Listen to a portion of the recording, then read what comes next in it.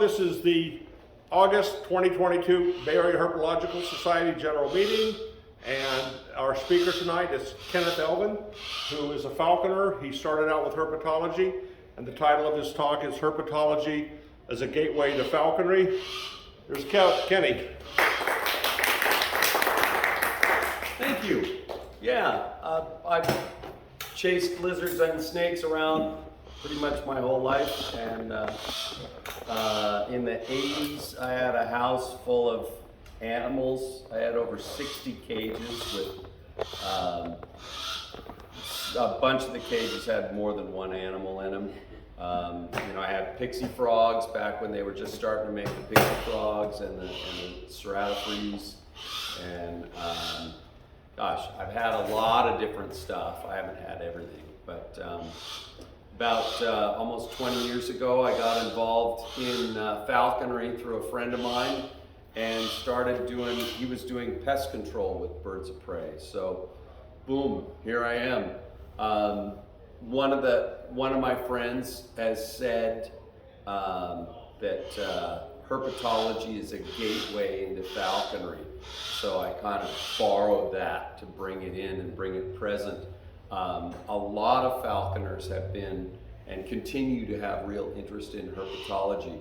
With falconry, we're all over the place, so we're always seeing stuff. So we see stuff, early as spring when the things come out, when the snakes and lizards start coming out, and we see stuff, through fall when it's out. So, thanks. So I've got some birds. What I'm bringing out first is kind of the warm-up, and there's my vest on because I got some stuff in there, and hey, come on. Anybody know what kind of a bird this is? Kookaburra. Yeah, laughing kookaburra. I had a glove. Oh, okay, it's right there. So, kookaburra is the largest member of the kingfisher family. There you go. Come on, what are you doing? And they are birds of prey, but they're not raptors. Raptor refers to talons. So, but I once got a meat pin, at the California Hawking Club, the CHC, for taking live game with a kookaburra. We were out in the field, turned over a log. There was some mice under there. My buddy says, "Turn the log back over. Kenny, go get your kookaburra." So I grabbed the kook, turned the log back over, boom, nails one, and one of the mice goes running around, dives in a hole. Kid goes over, "Hey, it's right here." Rips open the hole, boom, kookaburra snatches a second mouse. So it was a twofer. So, so I sort of, so there you go. Kookaburras can be hunted. But, yes. Aren't they from Australia? They come from Australia, yeah. And thus his name, Boomer, which is short for Boomerang. And gum tree. Do you know what a gum tree is? It's like a eucalyptus. Eucalyptus tree. There's over 600 species of eucalyptus. Do you know what those gumdrops are? They're seed pods, and they're like woody. They don't eat wood. They eat. So it's kind of a funny song. And there's no monkeys in Australia either. So kookaburras come from Australia, and Boomer here comes to us all the way from Sacramento. So Boomer measures the excitement an audience has.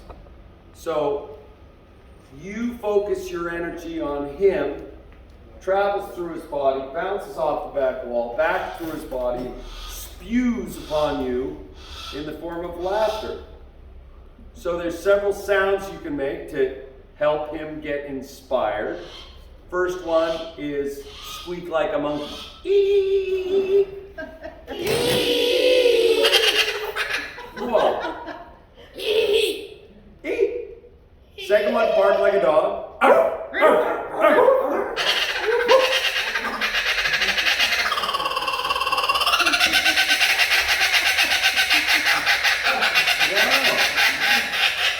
He's pretty good.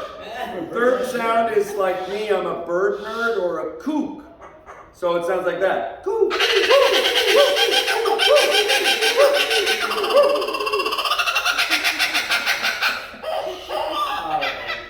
Yeah. I'm trying to look for his treats, making sure I got those on top. So, Boomer here.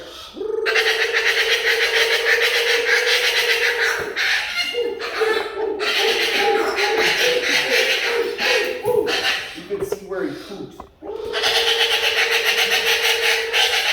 Look right down his mouth. Go, go, go. Go, go, go, go, go. Ha ha.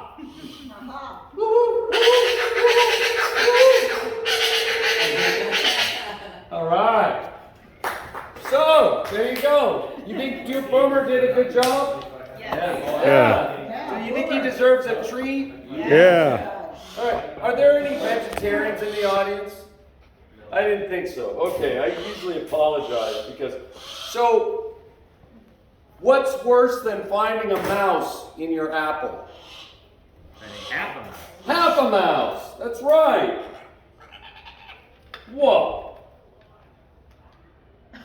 One gulp. There you go. That's the kookaburra's method. So, kookaburras eat, kingfishers eat fish. But kookaburras are more terrestrial, so they eat a variety of animals. Dunart is a marsupial mouse, large insects. They've been known to choke down a snake that's too big to swallow the whole thing and have the snake hanging out of their mouth for a week. As they digest, they'll chunk it down. So there you go. Boomer, the laughing kookaburra. How long did it take you to train Boomer? He trained me. See, that's the big thing, is people ask how long does it take to train a falcon? And really it takes a lot longer to train a falconer to be sensitive to everything. So it's a process. So what we're doing is just like handling our reptiles and amphibians, we are working with them. We're trying to not get bit. We're trying to maintain their health and their healthy enclosure, habitat, keep them clean. So it's a relationship that we're developing. With birds of prey, there's a little bit more of a emphasis because we are actually training them to come back. Whereas our snakes, they're kind of on their own mindset. With these, it's more of a dynamic thing. And I've heard some people working with monitors, trying to get monitor lizards to return to them. So, and I think it would be really interesting to have people hunting with monitors. I think opening up that whole aspect. So, oops, hooked up to a bird. So I use different tools. This is called a creance or a string. And so when we have birds that aren't in the habit of returning to us currently, we use this string to sort of bring them back, keep them from going too far. So I'm going to demonstrate with a friend of mine, Leo. He's an Oplamato falcon. Hey Leo, what you doing? Gonna untie one length.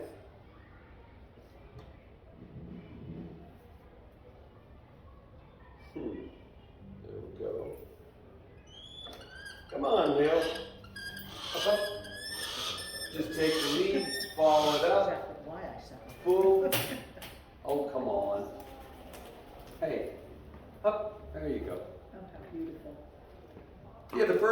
bad either. So Leo's an Oplamato falcon. One thing, Oplamatos were native in California but died out in the 60s from the advent, the use of DDT. DDT is a very effective bug poison, but the bugs get poisoned, the birds eat the bugs, the falcons and hawks, the apex predators eat the birds, and it just goes up the chain and creates a problem. So they tried to reintroduce the Oplamato to California and in Arizona unsuccessfully, but New Mexico was very successful. Texas, I think, has always had Oplamatos. Mexico, Central and South America also.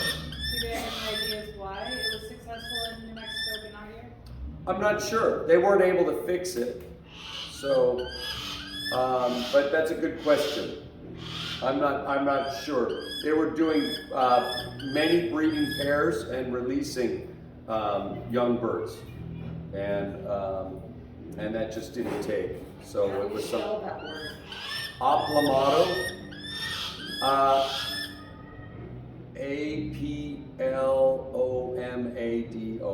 Aplomado, Oplamato, Falco femoralis. I think it's the lady falcon. Hey Leo, come on, up. So what we're trying to do is get him to jump.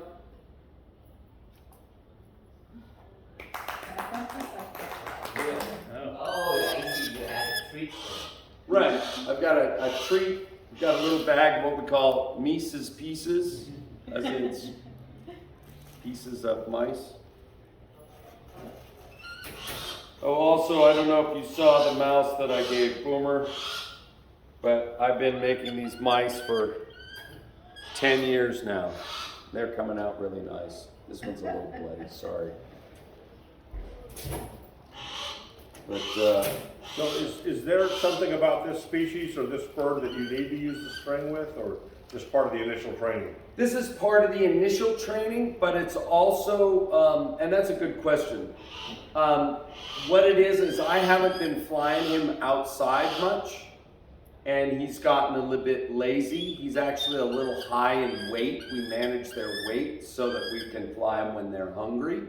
We just want to reduce their weight about 10% from a natural weight, and we want to fly them when they're hungry. He's been goofing off lately, so I keep him on a string. If he was super responsive, I just take the string off and start flying him. So let's see if we can get him to fly at a distance. Up. Stay. Just stay. Right? Okay, fine. Let's go the other way around. So it's about being adaptable and doing things different. There we go. He's doing what we call mantling or crabbing. So he's protecting his food. Let's see if we can go across the room. You can put some meat on my meat if you'd like. That's right. Yeah, really. Well, he tends to bind a bit. So here. All right, Leo. Here we go. Up. Yeah. So there you go. So you keep going until you're about a... Thanks, Leo. Protecting his food. So the interesting tie-in between herpetology and falconry is that herpetology, the animals have very specific needs, have very specific conditions that we want to introduce. We also want to give them high quality foods. So when I have control of the foods, when I'm making different foods, I try to give them enough vegetables and stuff. The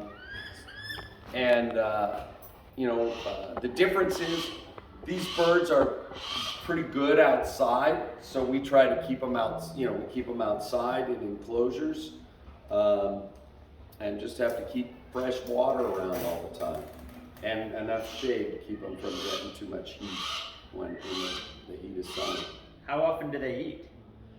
Now, they eat pretty much every day. A small bird like Leo, sometimes, twice a day.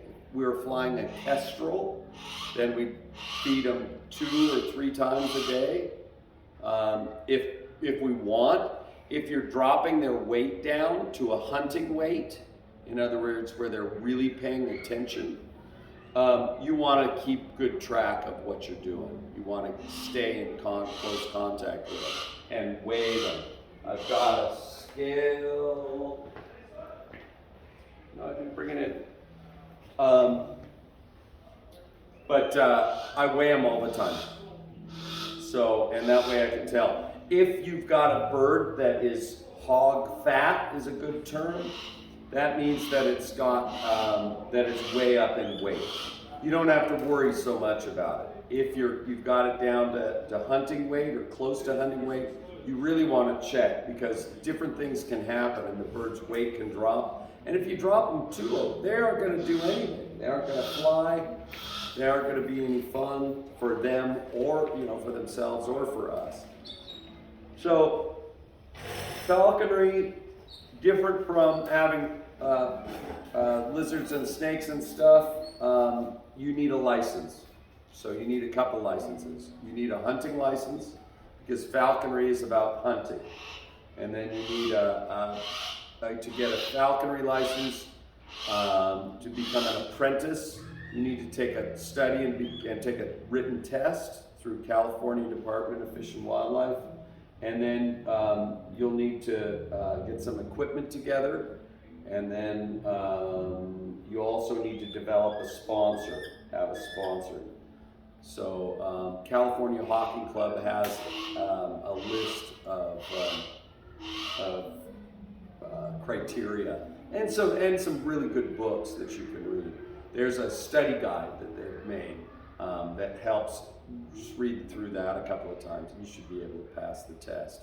Covers laws, covers some history, talks about some of the differences between birds, and talks about the 5 major diseases that you have to watch out for to keep them healthy.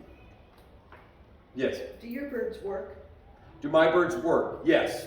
I'm a paid falconer in that I do pest control, mainly chasing off pigeon and gulls Like out of at areas. vineyards and places like?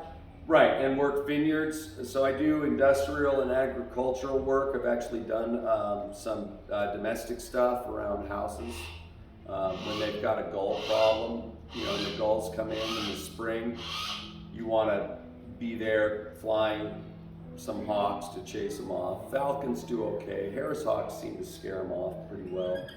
Vineyards, it's all falcons. You want to fly. Oplomatos are really good at vineyards and berries and cherries.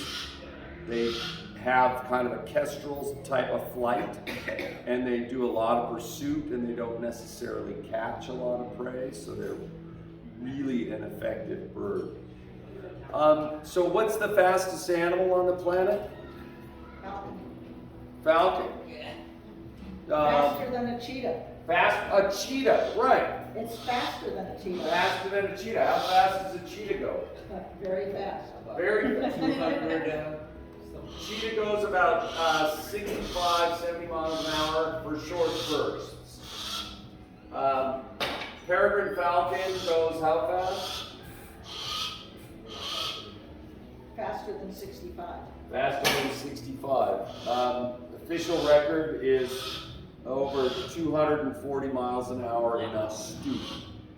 So again, a short time, because they're flying from a height somewhere between 400 to 1,500, 2,000 feet, 2,300 feet, and reaching speeds about 240, and they use that speed as a concussive force, so to knock out their prey. So That's where they get the term knockout mice from, huh? what's that? That's where they get the term knockout mice from. Knockout, yeah. Knockout mice, yeah, the DNA studies where they knock out the gene.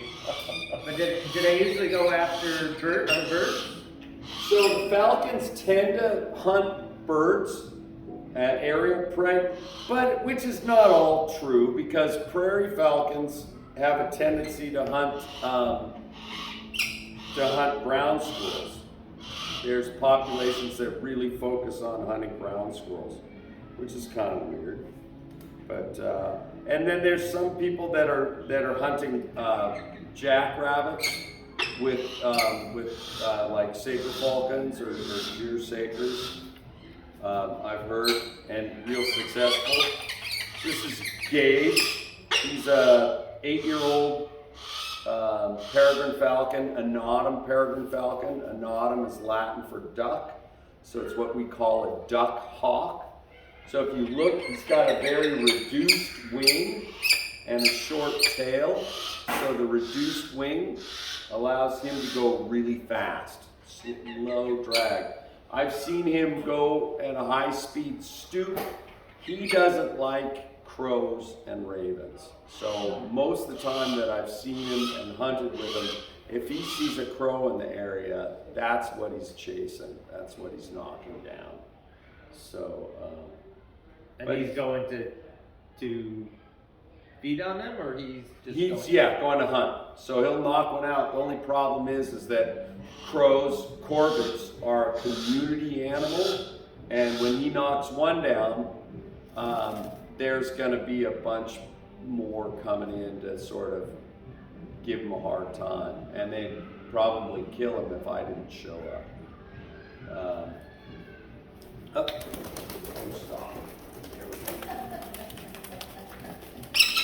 Stop. What? But he's been a really good bird. They've got a variety of personalities, and he does really well. I got him at I imprinted him, so you get a. So that's what's different too. Is you can either get a parent-raised bird or you can get a young bird and train him yourself. I got him at about 2 weeks old, raised him up, and it creates a very docile animal. So, and more personality. Some ways easier to work with, some ways not.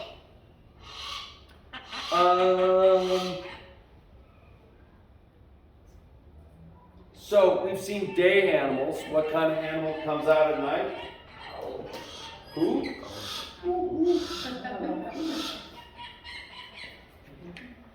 Yep.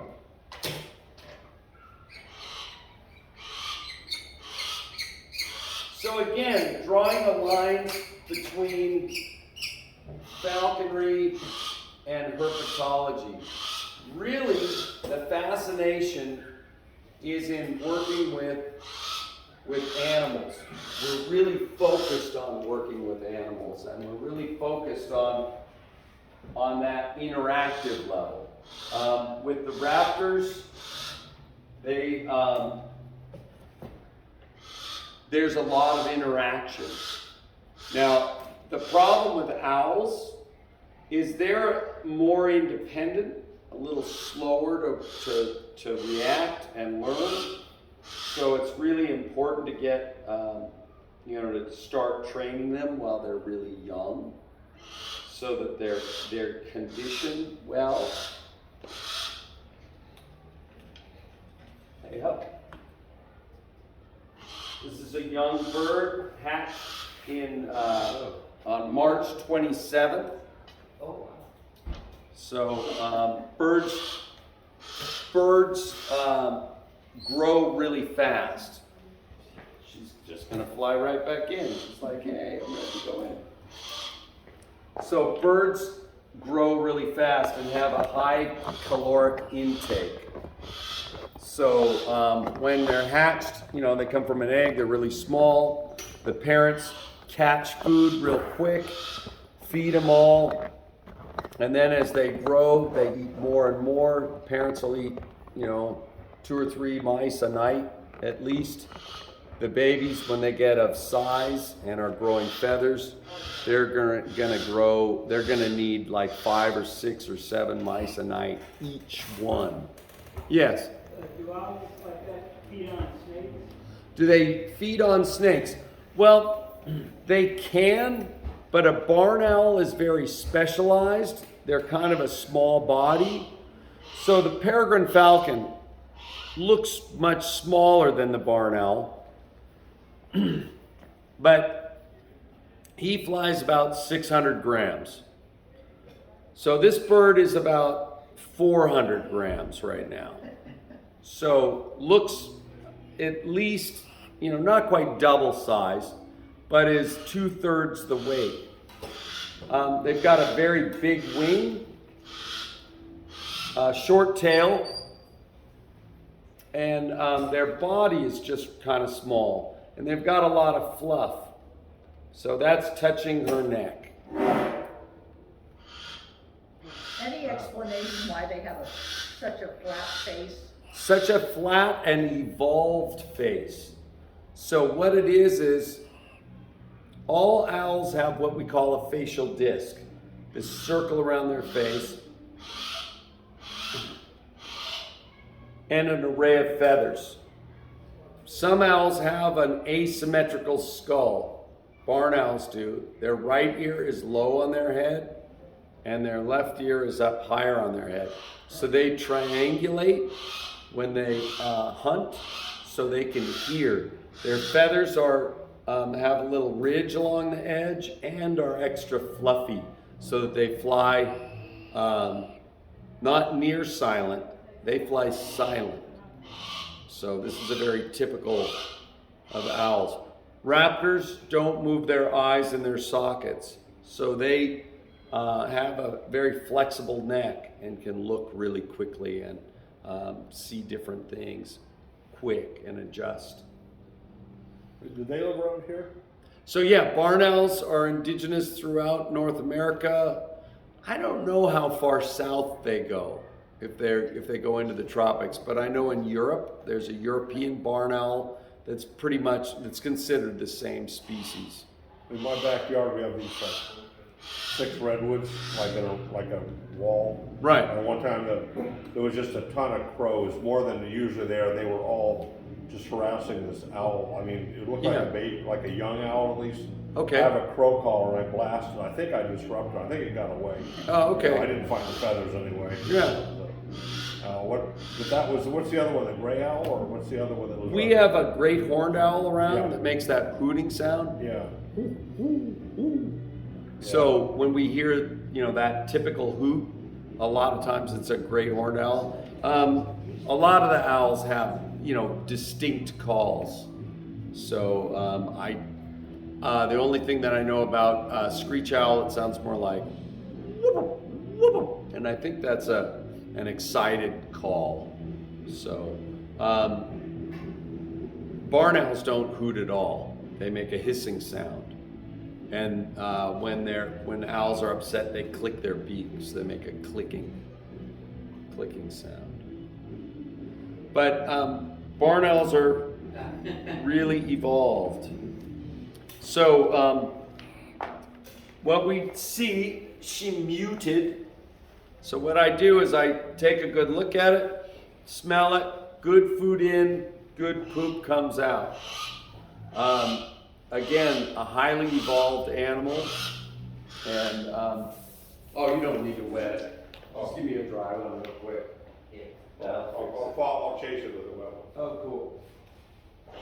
Good job. You're really good. Do you ever think of doing this for a living? But yeah, so we really pay attention to the mutes.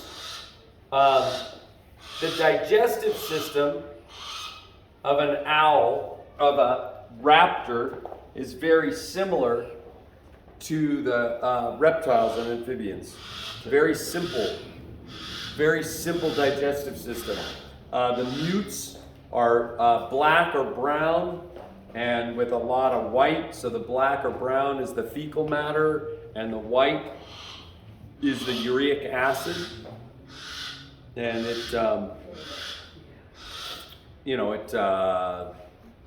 we just want to make sure that they're healthy. So we look at the mutes. It's a good signal as to what's going on with the animal.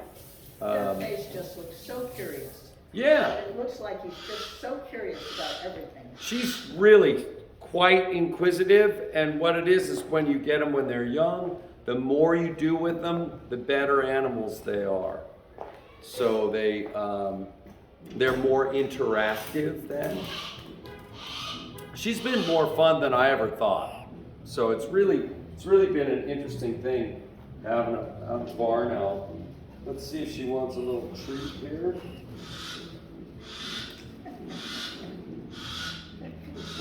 So unreal. Ready? Come on. Come on. There we go. So the interesting thing between owls and falcons and hawks, you can kind of feed them off the glove. With the owls, you want to feed them from your bare hand, from your free hand. Because they can't see their beak, the way that their faces are. She's looking to go roost somewhere and eat it. Here. There you go. So you don't want to feed an owl off the glove, because then they'll always pick at your glove. So what kind of animals do you guys have? You've got snakes and lizards. Yeah. Snakes? Tortoises, mostly iguanas. What's that? Tortoises and iguanas. Tortoises and iguanas. Snake and fish. Snake and fish. Cats. Cats. Ah, there you go. Cat. Cat. There's a little dog. Dog. Dog. Dog. So I was talking to a friend of mine that's trained all kinds of different animals. And I mean, this was my big investigation. What's the best animal? The best animal, obviously, is A dog. the one you have, but the best animal is a dog. Most interactive. They always are looking for attention, and you know, and cats are pretty good too. I like cats. You know, my dog looks like a dingo. He's like a cattle herder dog, and Uh-huh. I have an Argus monitor. I had a new cage being brought in. I was cleaning up, and I was in a hurry, and the top got off, and the back door was open. Yeah. And I walked out, and he was on the back in the sun, and my dog was standing over him, Yeah. and they were looking at each other, and it was like he like heard. I was like, he got a steak that day. But Yeah. I was thinking of my Argus monitor because I have a leash for him. I guess I would. Maybe I'll talk with you later about I guess throw some mealworms out just to get him used to eating outside. Right. Where to start with and stuff. Oh, okay. And I could take him up and run with him. His name is Heart Rate, so I could. Heart rate. My heart rate Oh, monitor. good. Yeah. Argus are really active monitors. Yes. So yeah, it's a really interesting animal. I've never had an Argus, but I've had a bunch of other stuff, and I've looked at them going, oh yeah. I think if if you could hunt with some. Drop some. No, he dropped it. He dropped it. Isn't Argus a snake? Argus Monitor. monitor is a monitor lizard. Oh. So she just coughed up a pellet. So what she did was, what they do is they cast, sometimes a couple of times a day. And so the casting is a pellet of bones covered with fur and feather. With her, she eats mostly mice. So it's fur and feather with some bones in it. The interesting thing is the kookaburra and the owls both have a very similar digestive system. In other words, they have where their stomach is really low on their body. So when they cast a pellet, it comes all the way up and from their stomach and kicks it out. With the falcons and hawks, they have what we call a crop. It's a pouch that rests on their collarbones, and they will kick out a pellet, from their crop. And they digest more of the calcium, so they utilize more of that calcium in their system than the kookaburra. Are you happy now? So these are vicious predators. They're not snuggly pets. Just saying. Vicious, not snuggly, right? Okay, fine. Snuggly. Do you work with them like nocturnal animals or pests ever? Or? A lot of the stuff that I do with her is like educational stuff, but I have taken her outside to different sites when I'm evaluating a site, trying to see what's out there. I think the dog's fine. It's looking pretty good. Not doesn't like the clock. But they she's interested.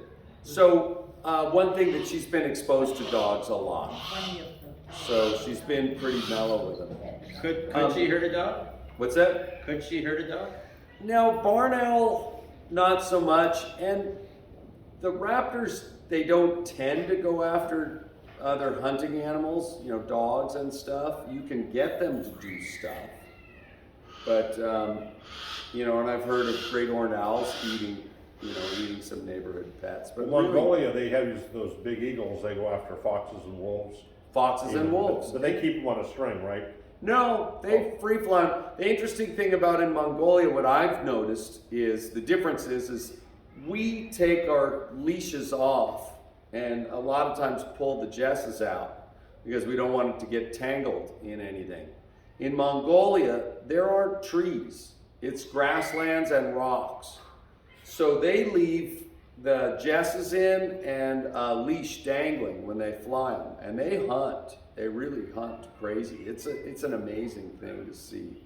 I've been there to see the Eurasian eagle owls. I mean, Okay. no, not the eagle owls. The golden eagles they fly, the yeah. golden eagles they fly, and So- it's just amazing. And their golden eagles are twice the size of ours.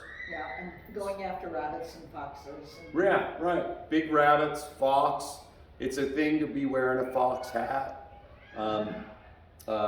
You know, young. They tend to focus on young wolves because it's, you know, you're hunting you know, the bird is hunting something that could easily take them out. What are you doing? Come on. All right, fine. She likes the perch better. Vicious predator. Does she sleep with you? No. And I don't kiss my birds. No kissing. In birds. Mongolia, they have the eagles live in their house. In their They cages. do. What do they call the utes with them? Yeah, yurt. Yeah. Yeah, in the yurt. Leo, the Aquamato falcon, lives in our house a lot of the time. So he goes outside on perches and I take him outside to fly him. But I fly him inside a lot too, because I can be goofing off at night and, you know, I haven't flown Leo much today. Just take him out and fly him again. So, yes. Just came to mind, how much do you have to interact with birds to get a problem with psittacosis? To get the what? A problem with that disease where feathers get in your lungs and... Yeah, I've had problems like in the first couple of years of doing falconry, when I had birds in the house and the mutes, particularly I think the white, you know, gets powderized to the uric acid, where I had a little bit of respiratory stuff, but after a couple of years it didn't bother me at all. I think that my body arose to the occasion. The other thing is when you're working with them, you're going to get grabbed or scratched, particularly with a new bird, and used to welt up a lot. And again, after about a year and a half, that welting stopped. I think the body arises to the occasion. So, Called curious as now. yeah. What do all these birds, you know, where do you store them? What are they in aviary type things? What are they all? Well, with the owls, they move around a lot at night. And so what I like to do is have an enclosure that they live in. So a flight with the hawks and falcons are usually attached to a perch because we're flying them all the time. So we're taking them out to fly them. and then they're just have a perch with some shade and a clean bath pan of water so that they can drink, take a bath. Some of the birds tend to take dust baths rather than water baths. Now, can you put different species in together, Generally not, and some birds work together and some don't. Like Harris's hawks, I've got a Harris's hawk here. They hunt in family groups, so large groups of animals, and strategize together. I've also seen red tails strategize in certain instances where they're out in nature and there's plenty of food. I've seen them pack a bit together. Oplomono falcons, they will pair up. I'm sure all these birds, when they're training their chicks to hunt, they start off feeding them, regurgitating food for them, and then they start giving them parts of prey and then whole prey, and then they start to bring in partially live prey, and then they start bringing in really live prey to get them to learn to subdue and tear apart and build strength. The back from holding with the talons and pulling it apart with their beaks builds that muscle structure and brings them up, really does some neat things and builds their bodies well. With falconry, that's the biggest thing, one of the biggest things. We want to have our birds in full condition. We're their personal trainers. So, and again, what I like to do is, with my dogs, get the dogs used to working with the birds, get the birds used to being around dogs. That's really important. So, to keep it, to keep things fluid. If your bird isn't used to being around dogs, dog shows up and just fly off. Then you get to play hide and go falcon. Yeah. Do we want a free fly bird? Yes. Okay, we could just close this door and the back door. How about these windows? I think we're fine. Even if he flies out, I'll put some telemetry on him. Keep track of what he's doing. Just love that face. Yeah, isn't that sweet? Yeah, it is. She's really a nice bird. Yes, Io. Yeah, I wouldn't let her step up on you. She'll just poke little holes in you. Yeah, and you can use your hand. Use the back or side, yeah.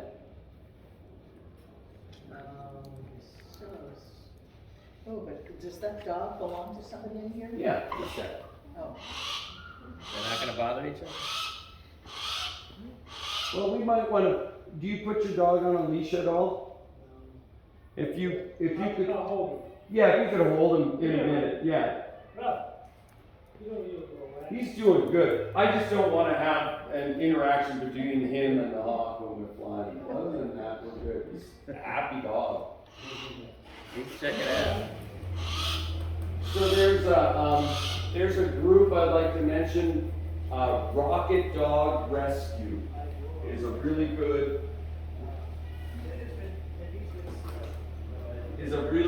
dog group. They take dogs and condition them. They put them in a home for a while, in people's homes, volunteers' homes for a while to get them to work with, get an idea of what the mindset of the dog is, to hook it up to a good household. Yeah, there you go. You said they're called Rocket Dog? Rocket Dog Rescue, yeah. So they're really a neat organization. All right, let's see. You want to go in? Oh, come on, you want to go in.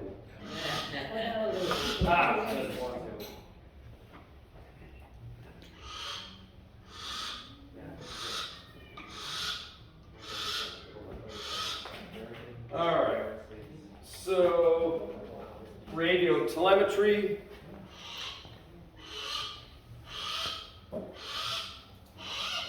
This sends out an FM signal, and it's got a leather B-wit to put it on the leg. This is a receiver, and with a 4-element Yagi antenna. The Yagi antenna is important, and connection's important to give direction to this receiver. So the closer you get to something, the louder it beeps. So I'm gonna protect these animals. That looks pretty good.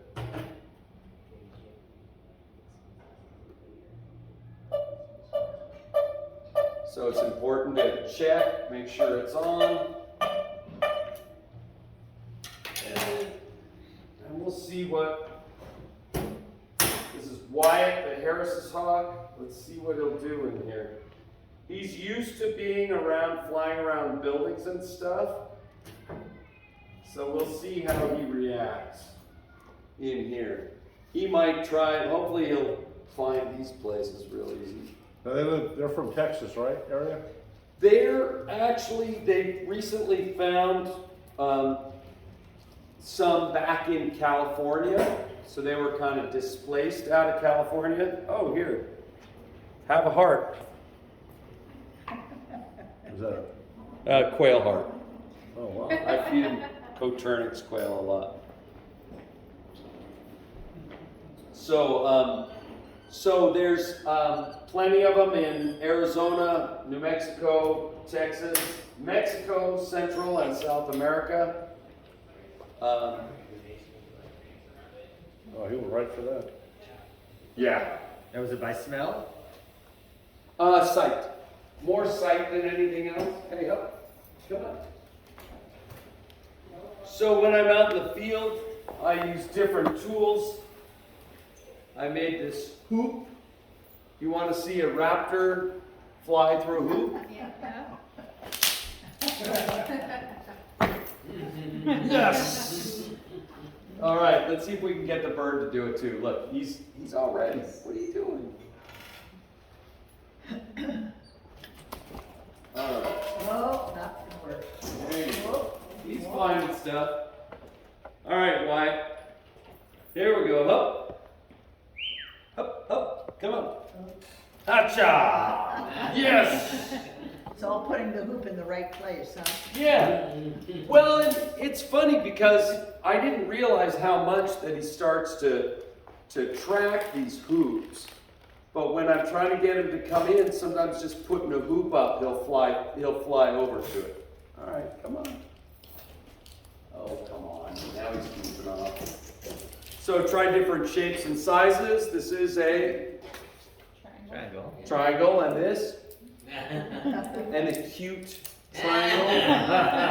Yes, my jokes are a bit Square. obtuse at times, but we're always square and right and true. Well, we're not always true. There he goes. Okay. Nice. Did I hear you guys yell smaller? Smaller. The small hoop. So yeah, I've made all these hoops, doing different stuff. What are you doing, Wyatt? It's like, I gotta find some place that. There you go. That's okay. Almost picture perfect. Almost there. There you go. All right. So what he'll do is he'll start to Making eye contact. sort of, I don't know what the proper word would be, habit. He'll habit to landing on that spot. So he'll start landing on the cabinets on a regular basis and figure that these other places aren't good places to land. Is he a small Harris hawk? It's a male, and he's sort of an average sized. So Sonoran Desert are the larger of the Harris's hawks, and then as you get in through Mexico, Central and South America, when you get into South America, that's more tropical, they get more individual instead of pack. They get more birdy. They more hunt birds, and they act a bit different. So he's He's an average size. He flies at about the lowest, probably 640 grams is a comfortable weight for him. Each bird's got a different burn rate. So I've got another, like a Sonoran desert male that flies at about he likes to be about 680 grams. If you go below that, he stops flying for you. If you go above it, he starts flying off. So 680 to 710 probably is a good flight weight. And then the females are a lot bigger. I've got a big female that flies at 1,000 to 1,050 grams. She'll fly. Yes? What do you mean by flying off? I mean, they split? Yeah, they just start flying into a different area. And I've got this radio telemetry on them, so I just use that to track them, get closer to them. As you get closer, it gets louder, the signal is stronger. So you kind of keep him hungry so he wants to stay with you? Or? Right, and once you get a routine going, you want to bring their weight up some, because they're going to be building muscle. So you want them to be as good of a shape as possible, and the more you fly them, the better the shape they're in. So, and again, the higher the weight. There we go. Picture perfect. Bred, or are they young taken in the wild for nothing? You can trap birds with a falconry license, and there's different regulations in different areas and different species. Like peregrine take, there's no peregrine take in California, but there is in some other states, and there's a lottery. You put in for the take, and then if you get your name drawn, you get to go to that state and trap a wild bird. There's a lot of people doing captive producing birds. Almost every single bird I own is captive produced. So there's a seamless band that goes on their leg, very early after they hatch, and they grow into that band, and that's how an easy way to tell. So, and there's a lot of regulation. Falconry has a lot of regulation as to what you can do, what bird you can have, how many. So. How many birds do you have? I don't know. I think 14 right now. I've got 3 peregrines. I've got a couple of lantern falcons, which are Africa, European, Middle East, and parts of Asia. 4 Harris hawks. What else do I have? I don't know. Got something else. Oh, Aplomato. Yes. How long have you been in the hobby? This is like just finishing up my 19th year.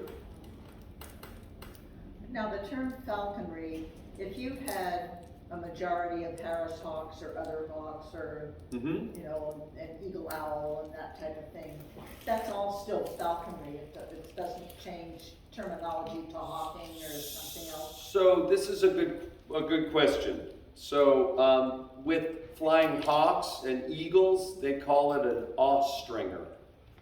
Which is, yeah, so, but it's all under a falconry license. So, and falconry is a really good way to have these animals, falconry license. You can do an educational permit, but there's a lot of things to each different permit you use. Falconry license was easy. I just got involved with doing abatement work, and then started hunting, and then got hooked, and it was fun, and it's still fun. It's adding dogs to anything is really an amazing thing. Abatement work? Yeah, I do bird abatement, so I chase off seagulls a lot. Just flying hawks around, the seagulls will leave. I do that with pigeons. Those are the two main animals that I chase off. But I also do, work on vineyards, chasing off anything from finches to crows. So blue jays, robins come in, starlings. Yes. So Sunnyvale, I think it was, had a big thing where they had all these crows downtown, and they were trying to use lasers. Several thousand crows coming in. They were using Harris's hawks. I worked on that job a bit for a few nights. Are you risking your animals though? Because those crows, if they got together, they could. I mean, they looked like it was like 10,000 or something. I mean, yeah, it was several thousand. I was counting 2,000 to 3,000 a night that were night roosting. So flying at night is a little easier because there isn't as much traffic. So your bird could land in the road and get run over real easy. There wasn't as much, there's not as much activity going on. Like if your Harris hawk landed on the ground and somebody's dog was really prey drive heavy, could run up and snatch your bird, and that would be a problem. Also, crows at night, they don't see well enough to protect each other. So in the daytime, crows are an issue. One trick that I've done before is fly a Harris's hawk in the day, the crows start to mob it, and then put the Harris hawk up, grab your falcon, put your falcon up, and the crows come in to mob the falcon, and the falcon just drops back, and the crows freak out because they're starting to get into that cone of influence. So You mean The the falcon would have, yeah. I just The wanted to falcon share. and hawk work together? No, not together, but in succession. So I'll fly a hawk first, put it up, have a falcon ready, put the falcon up. So it gets the crows to come in, and then they panic. If you brought an owl out, the crows are really focused on chasing owls away. So Did Sunnyvale manage to get rid of their?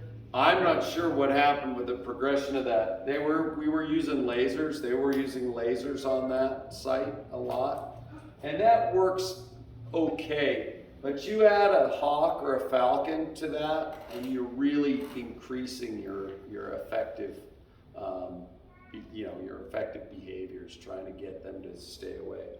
Yes. What's your smartest and dumbest bird? Smartest and dumbest bird. Well, it's funny because each personality is a little different. I really like flying Wyatt because he can be flying off and I go, hey, and he'll turn and come back and land on the fist or, do an appropriate behavior. I have another Harris's hawk that's more independent, and he's harder to get to go into the box than, so sometimes I've spent an hour just trying to get him into the box. They all have different personalities, species-wise, but also individual-wise. The peregrine that I had out, he is not as interactive as some of the peregrines that I've flown. He's a good bird, but he's not an amazing bird. Owls are very independent, very, very independent. So it's not as easy to get them in routine to return to you. So it's really important to work with them right from the beginning. I haven't really worked with eagles enough. There's a special permit. You have to be a master falconer to work with eagles, so you have to have a minimum of 7 years. And have letters from 2 eagle ostringers to elevate, to get your eagle permit. But they're really smart and really interesting animals. What else? The kookaburra has been fun. He's kind of slow at sometimes, but it's been a really interesting bird to work with. And yes?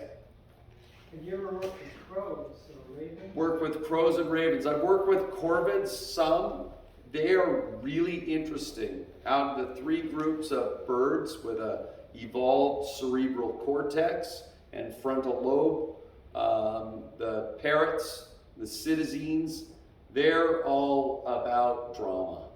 If they don't have drama, they'll make drama. You're talking on the phone, they'll come bite you so that you'll pay attention to them. The falcons and the hawks and the owls and the eagles, they're all focused on hunting. So as long as you're giving them food and getting hunting going, you've got a good working relationship, and you're pushing the envelope too. Corvids, they are the thinkers, the tricksters. The interesting thing is once you feed up a bird, a falcon or a hawk, they will respond more slowly. They get fed up with you. It's falconry term. So with the corvids, when they get fed up, they just cache that stuff, hide it and save it for later. So you can keep flying them over and over again. So it's an interesting bird to work with. An interesting experiment that I was referred to, you find a starling nest. Starlings are an invasive species, so you don't need a license for them. Get a 2-week-old baby. Then you only have to feed them for about 3 or 4 days, and then they self-feed and thermoregulate, so you don't have to brood them after that. They are a miniature minor bird. They talk, they're interesting, they're a terrible, hazard for agriculture and industrial stuff.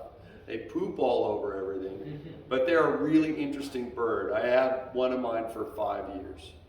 So this is a starling. Starling I'm talking about. Yeah, feed them high-end dog kibble or cat food, I guess. I fed mine dog kibble soaked in water, and they really like bugs.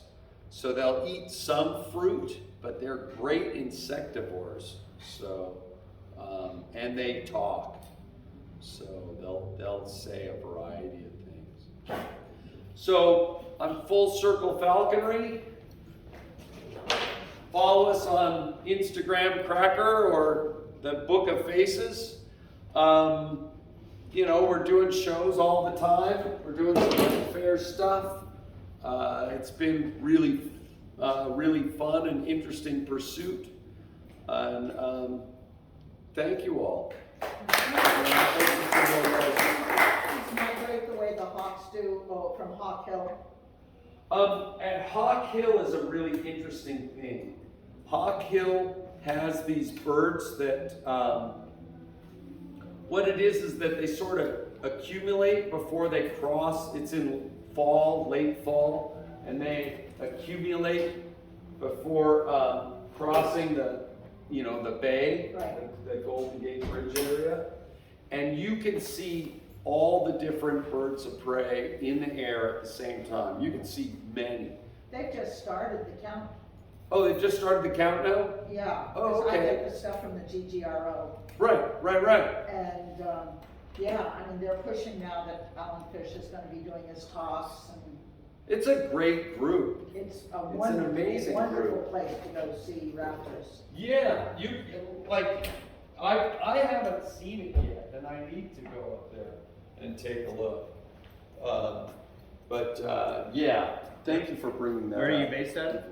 I live in San Jose, but I travel all over. I've traveled across the United States doing work. Yes. Is there any use for a raven in any type of abatement of other things? The problem with the corvids is that there's more licensing issues. So. But let's say that wasn't I'd have 2 or 3. What would you use them for? I'd play with them. But I mean, you wouldn't go out and they wouldn't chase anything away or anything. They actually work pretty good in I've seen them used in a in a vineyard, but you can't let them eat grapes. You know, you don't want to get them used to eating grapes. So they, because they just sit and eat all day. And they get drunk. And then they'd start goofing off. They just goof off. Oh, the food's everywhere. I don't need to see him, you know. But yeah, they're a really interesting bird to work with. Well, I've been working with my crows, so to speak, working with them. They seem real skittish compared to the The jays, yeah, right. Because I put peanuts out for them, and I have one of these dog Oh, okay. things where they have to solve a puzzle, and they solve that. Right. But I blow a crow collar 3 times to call them. Nice. But then I read this article where you can teach them to go after. You make friends with them, and then you wear the hat of your enemy, like your neighbor you hate, and you call their mother's pigeons, then you mistreat them a little bit. It was pretty. Nobody's ever done this, but they won't come when I'm there. My dog's here. They won't come down. But then he's gotten the blue scrub jays. They'll come down right when I'm there. But my dog, he sort of goes after them, and now when we're driving, if he sees a crow by the door, he'll bark at him. He's like. He's become activated by them, Right. One thing is, the corvids have great facial recognition. So if you want to mess with them, which is not a good idea, wear some kind of a mask. And be outside of your normal routine. They'll recognize your routine, but they'll also have incredible facial recognition. So if you do something wrong with the crows, they will. Like if you did something you had to do, but they weren't going to like it, then you might want to wear a mask. I'd wear a mask. I would totally wear a mask. I read something where, with crows, somebody did an experiment where they wore a mask, did something bad to crows. The crows, a bunch of crows around were upset with anybody who wore that mask. And then they put it away for a long time. And then they put it on when there was crows that hadn't been born when they first did it. The offspring. The offspring knew that person with that mask. I saw that. They teach them. They teach each other. Yeah. Yes. There's a story of somebody told me about the salt flats up in Redwood City, Cargill. One of his co-workers was shooting at crows with a BB gun. And then one day he came out and his car was covered with bird shit and they were torn off his windshield wipers and everything. Wow, they had retribution going. Like water buffalo. There you go. Yeah. Crazy. So when do the crows or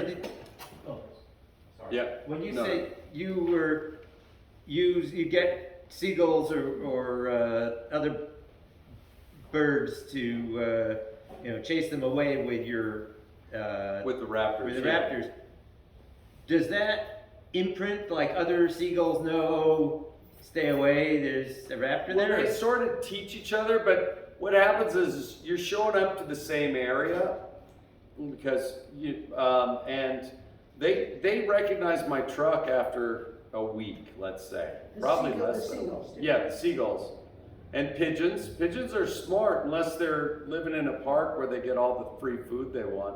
They don't need to do anything. They don't need to use their head. They're just sitting there, here's food. You could take a big net and scoop up all the pigeons you want. A certain amount of that. It takes a knack to remove pigeons. What about the geese in Foster City? Would that take an eagle to get rid of those? Dogs. Yeah. They have border collie. We have a McNab at home. Oh yeah, the Scottish McNab. Yeah. Right. Oh. Well, and they were developed by a Scotsman, I think, or an Irishman. But they were developed here in Napa. Or in Northern California. Some say Hopland, some say Napa. Is that a kind of dog? Yeah, it looks like a border collie, only a little shorter hair. I ran into one of those at the dog park with my dog when really smart. Really had a long talk with him, about it. Nice. Yes. You breed your own rats and quail and all that? I breed my own mice. I used to do rats and stuff. I don't.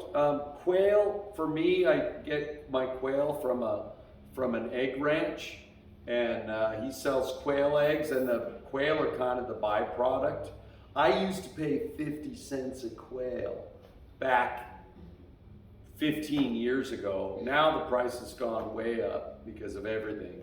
But yeah, I'll buy, 300 quail at a time. I have a friend who's also a falconry down in the Pro Down area, Uh-huh. and she produces her own quail, and because of the hunting weights, she monitors what they. Yeah. Nice. Is a Yeah. quail just a pigeon? Quail is, we use Coturnix quail, which are pharaoh quail. It produces the largest egg for body mass of any bird. They start laying at 6 weeks of age. Wow. So, so they're easy to reproduce. They've been produced for thousands and thousands of years in Africa and Asia, and But they're different than pigeons. It's a quail. Yeah, I don't have one in my pocket. But and then pigeons are rock dove. Pigeons and doves are very similar. Doves. And pigeons and dove have a